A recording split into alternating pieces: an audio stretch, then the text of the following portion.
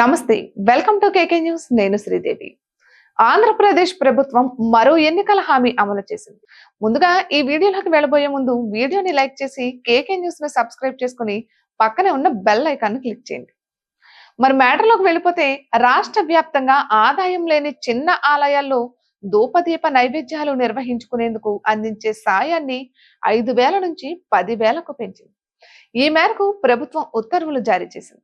ఈ నిర్ణయంతో రాష్ట్రంలో 5,400 ఆలయాలకు ప్రతి నెల 10,000 చొప్పున సహాయం అందించనున్నారు. ఇక రాష్ట్ర వ్యాప్తంగా ఆదాయం లేని చిన్న ఆలయాల్లో స్వామి అమ్మవార్లకు నిత్యం దీపం వెలిగించి నైవేద్యం పెట్టేందుకు ధూపదీప నైవేద్యం పథకం అమలు చేస్తున్నారు. ఈ ఆలయాలకు గతంలో నెలకు 2,500 చొప్పున అందిస్తుండగా 2015 అప్పటి తెలుగుదేశం పార్టీ ప్రభుత్వం దీన్ని 5,000కు పెంచింది. అయితే ఇప్పుడు ఖర్చులు పెరగడంతో అందుకు తగిన విధంగా ఈ సాయాన్ని 10,000కు పెంచుతున్నామని ఎన్నికల సమయంలో కూటమి నేతలు హామీ ఇచ్చారు. ఇటీవల కేబినెట్ లో చర్చించి నిర్ణయం తీసుకున్నారు.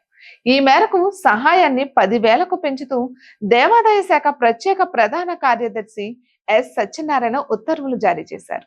దీనిలో 7,000 రూపాయలు అర్చకుడికి భృతిగా, 3,000 ధూపదీప నైవేద్యానికి వినియోగించాల్సి ఉంటుందని ఉత్తర్వుల్లో పేర్కొన్నారు.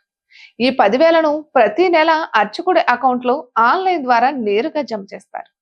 ఇక ఏపీ ప్రభుత్వం DDSS సాయం పెంచడంతో ఏడాదికి అదనంగా 32.4 కోట్ల భారం పడనుంది. దీనిని CGF దేవాదాయ శాఖకు చెందిన సర్వే క్రయో నిధి నుంచి వినియోగించాలని ఉత్తర్వుల్లో పేర్కొన్నారు.